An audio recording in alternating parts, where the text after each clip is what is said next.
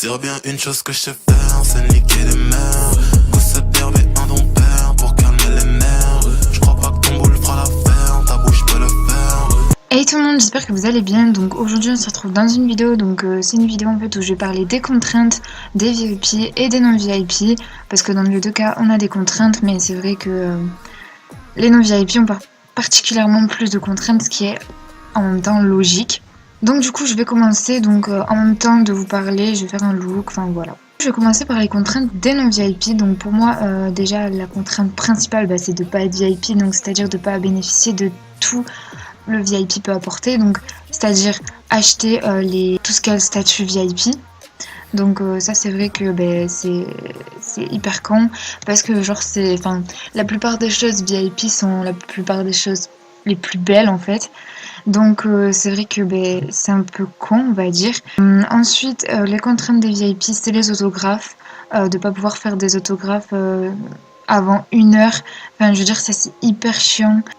Ensuite, une autre contrainte, c'est le cochon de tirelire, parce que le cochon de tirelire, en fait, c'est vraiment trop baillé, genre, c'est vraiment trop bien le cochon de tirelire. Ensuite, ce qui est chiant, quand t'es pas VIP, c'est que les films, tu peux pas mettre plus de, je sais plus vraiment le nombre, mais tu peux pas mettre beaucoup de personnes dans tes films, donc c'est vrai que c'est hyper chiant. Ensuite, une contrainte hyper importante pour les non-VIP, c'est le statut donc de VIP, donc la reconnaissance. Donc c'est-à-dire que on va aider plus un VIP qu'un non-VIP. Enfin pour moi dans ma tête on va aider plus un VIP qu'un non-VIP.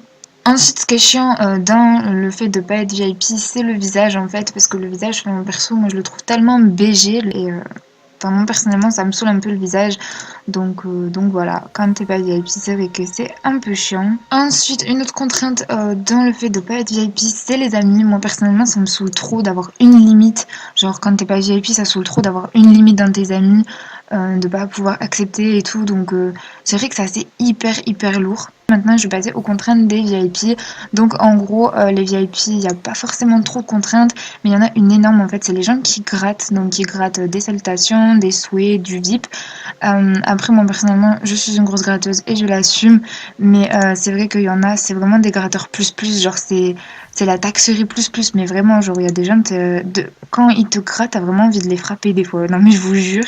Et ensuite, la dernière contrainte, je pense qu'il y en a 2 fondamentales, c'est aussi le fait que quand t'es VIP, une semaine par exemple, que t'as le statut VIP, mais que t'as pas beaucoup de Starcoin, du coup c'est hyper rageant de pas pouvoir acheter les trucs VIP que tu voudrais, parce que t'as pas beaucoup de Starcoin, et ça genre c'est hyper frustrant, moi personnellement ça me saoule tellement.